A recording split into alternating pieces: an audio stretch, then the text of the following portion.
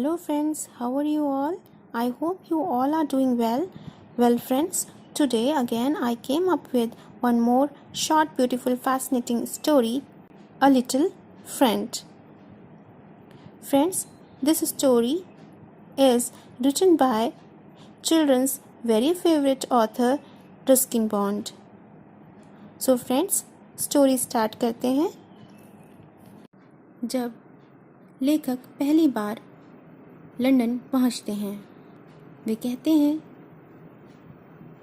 तब मैं वहाँ किसी को जानता नहीं था। मैं 18 साल का था, अकेला था और एक नौकरी की तलाश में था। मैंने एक सप्ताह शोरगुल से भरे एक छात्रावास में बिताया, जहाँ असंख्य विदेशी छात्र रहते थे जो अंग्रेजी के अलावा हर भाषा बोलते थे। फिर मैंने किराए के एक कमरे का विज्ञापन देखा जो सिर्फ £1 प्रति सप्ताह पर उपलब्ध था। मैं तो वैसे भी बेरोजगार था और मुझे सप्ताह में सिर्फ £3 भत्ते के रूप में मिलते थे, इसलिए मैंने बिना देखे ही कमरा ले लिया। वह कमरा एक इमारत के सबसे ऊपर बनी एक छोटी सी अटारी निकला। कमरे की ऊंचाई बहुत कम थी और उसके ऊपर सिर्फ एक टाइल जड़ी हुई ढलुआ छत थी। कमरे में एक पलंग था, एक छोटा सा ड्रेसिंग टेबल था और एक कोने में छोटा सा गैस स्टोव जलाने के लिए एक छेद में बहुत सारे सिक्के डालने पड़ते थे। नवंबर का महीना था और बहुत ठंड थी। मेरे पास के सिक्के खत्म हो गए थे। टॉयलेट जाने के लिए 2 मंजिल नीचे उतरना पड़ता था। कमोड के ऊपर एक नोटिस लगी थी जिस पर लिखा था, कृपया अपनी चाय पत्तियाँ यहाँ ना डालें। चूँकि मेरे पास चाय बनाने का कोई साधन नहीं था, इसलिए मेरे पास डालने के लिए चाय पत्ती भी नहीं थी। हो सकता है वहाँ रहने वाले अन्य किराएदार जो कभी कभार ही दिखाई देते थे अपनी चाय पत्ती वहाँ डाल देते हूँ। मेरी मकान मालकिन यहूदी थी और उससे भी मेरा सामना कम ही होता था। वह तभी दिखाई देती थी जब किराया लेने का समय आता था। वह एक पोलिश शरणार्थी थी और मुझे लगता था युद्ध के समय यूरोप में उसे बहुत मुश्किल समय का सामना करना पड़ा होगा। वह अपने कमरे से बाहर बहुत कम ही निकलती थी। उस इमारत में एक भी स्नान घर नहीं था। मुझे बेलसाइज रोड पर बने पब्लिक बाथरूम का इस्तेमाल करना पड़ता था। खाना खाने के लिए मैं भूमिगत स्टेशन के नज़दीक एक सस्ते से स्नैक बार में जाता था। कभी कभी मैं अपने साथ डबल रोटी और सार्डिन मछली का डब्बा घर ले आता था। उस दिन मुझे दावत का मज़ा ही आ जाता था। क्या मुझे अकेलापन महसूस होता था? जी हाँ, बिल्कुल होता था। मैं बिल्कुल अकेला था। उस बड़े से शहर में मेरा कोई दोस्त नहीं था। मुझे तो वह शहर भी एकाकी सा लगता था, धूसर और कोहरे में लिपटा हुआ। मैं प्रतिदिन नौकरी के लिए रोजगार कार्यालय का चक्कर लगाता था। आखिर 2 हफ्ते बाद मुझे एक बड़ी सी किराने की दुकान में लेज़र क्लर्क की नौकरी मिल गई। वेतन £5 प्रति सप्ताह था। अब मैं अमीर था। कम से कम मैं रोज़ एक बीन्स और टोस्ट के बदले ढंग का खाना खा सकता था। मैंने हैम और चीज़ खरीदी और फिर सैंडविच व सस्ती सैरी, जो कि एक सफ़ेद स्पेनिश मदिरा होती है, के साथ नौकरी मिलने का जश्न मनाया। कुछ ही देर में मेरे कमरे का फर्श डबल रोटी के चूरे से भर गया। मेरी मकान मालकिन को यह बात पसंद नहीं आने वाली थी। मैं उठकर फर्श साफ करने ही वाला था कि मुझे चूं चूं की आवाज़ आई और मैंने देखा कि नन्हा सा चूहा चीज़ के टुकड़ों को मुंह में दबाए फर्श पर दौड़ लगा रहा है। पूरे कमरे को पार करके वह ड्रेसिंग टेबल के पीछे कहीं गायब हो गया। मैंने तय किया कि मैं उस चूहे को साफ नहीं करूँगा, उस चूहे को ही खाने दूंगा। तुम्हें कोई चीज़ नहीं चाहिए तो भी उसे बर्बाद मत करो, ऐसा मेरी दादी कहा करती थी।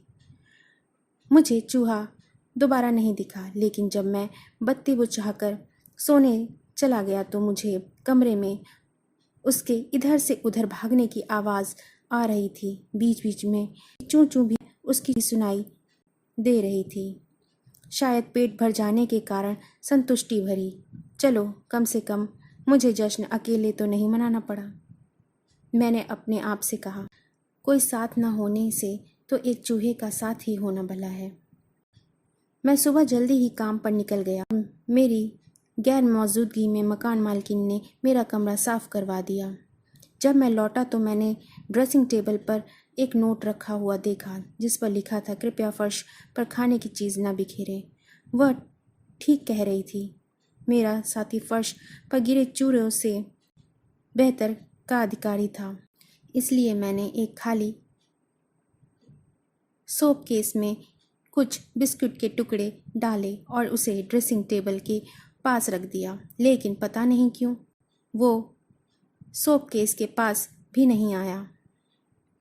मैं काफ़ी देर तक उसके आने का इंतज़ार करता रहा और जब वह आया तो कमरे के हर कोने में घूमा, मेरे बिस्तर के पास भी आया, लेकिन उस सोप केस के पास नहीं फटका। शायद उसे उसका चटक गुलाबी रंग पसंद नहीं आ रहा था। मुझे तो एक वैज्ञानिक ने बताया था कि चूहे रंगों में अंतर नहीं कर सकते हैं और उनके लिए गुलाबी सोप केस और नीली सोप केस में कोई फ़र्क नहीं होता।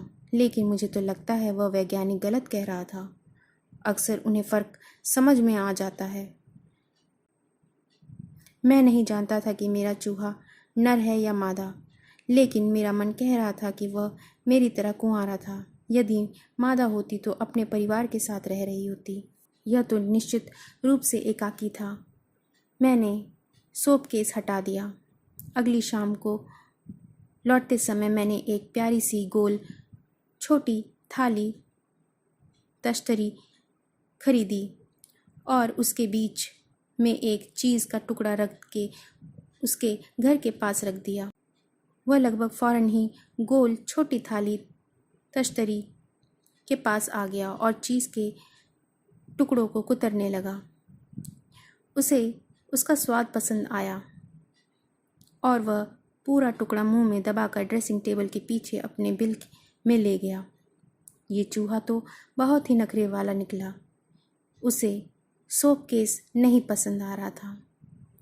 उसे तो चाइनीज़ डिज़ाइन वाली प्लेट ही अच्छी लग रही थी।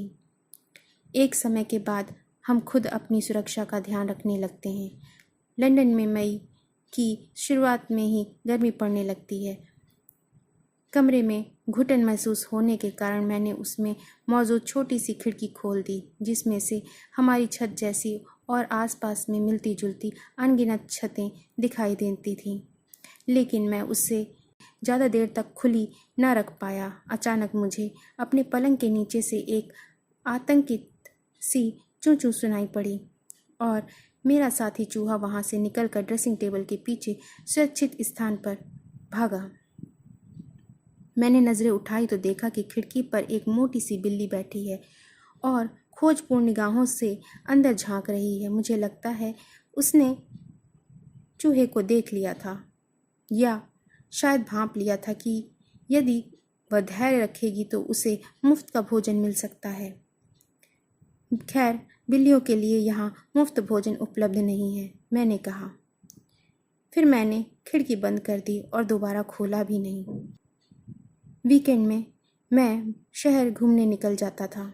कभी कभी शहर के सिनेमा हॉल में फिल्म देखने भी चला जाता था, क्योंकि वहाँ टिकट सस्ती होती थी। लेकिन बाकी के पूरे हफ्ते में मैं शाम को अपने घर में ही रहता था और अपने उपन्यास का काम पूरा करता था, जो मैं भारत में हुए अपने अनुभवों के बारे में लिख रहा था।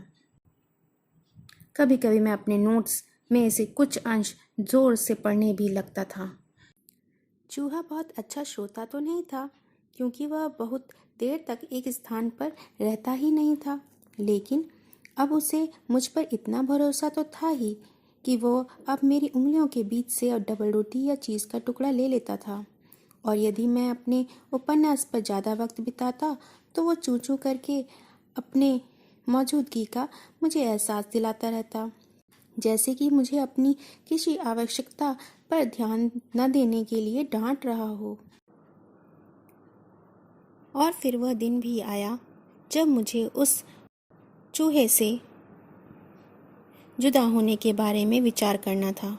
वेतन में मामूली सी बढ़त और बीबीसी रेडियो से अपनी 2 कहानियों के पारिश्रमिक का चेक, इन दोनों बातों का मतलब था कि मैं अब रहने के लिए एक बड़ी और बेहतर जगह की तलाश कर सकता था। मेरी मकान मालकिन को मेरे जाने का दुख था, क्योंकि अपने लापरवाह रहन सहन के बावजूद मैं किराया समय पर देता था। और वह नन्हा सा चूहा, क्या वह भी मेरी जाने से दुखी होगा? अब उसे अपने लिए भोजन का इंतज़ाम खुद ही करना पड़ेगा, और हो सकता है अगले किराएदार को चूहे की बजाय बिल्लियाँ पसंद हो। लेकिन यह मेरी चिंता का विषय नहीं था, उसकी नहीं। इंसानों के विपरीत चूहे भविष्य की चिंता नहीं करते हैं, ना अपने भविष्य की करते हैं और ना ही दुनिया की। इस समस्या का समाधान कुछ हद तक दूसरे किराएदार के आने से मिल गया। कोई इंसान नहीं बल्कि एक और चूहा, शायद मादा, क्योंकि वह मेरे साथी चूहे से कुछ छोटी लेकिन ज़्यादा प्यारी थी। कमरा छोड़ने के 2-3 दिन पहले जब मैं शाम को घर पहुंचा तो मैंने दोनों को पूरे कमरे में दौड़ लगाते हुए देखा, मस्ती में खेलते कूदते देखा। क्या ये उनके बीच का प्यार था? मुझे थोड़ी सी ईर्ष्या हुई। मेरे रूममेट को एक साथी मिल गई थी, जबकि मैं अभी भी अकेला था। लेकिन जब मैं कमरा छोड़कर जाने लगा तो मैंने इस बात का ध्यान रखा कि उनके खाने के लिए बिस्किट और रस्क इतना छोड़ करके जाऊं कि 1 महीने तक उन्हें कोई परेशानी ना हो, बशर्ते हमारी मकान मालकिन को वह पहले ना दिख जाए। मैंने अपना पुराना व घिसा हुआ सूटकेस पैक किया और उस छोटी सी अटारी से बाहर निकल आया। जैसे जैसे हम जिंदगी के सफ़र में आगे बढ़ते हैं, हमारे नए पुराने दोस्त अक्सर पीछे छूट जाते हैं, फिर कभी न मिलने के लिए।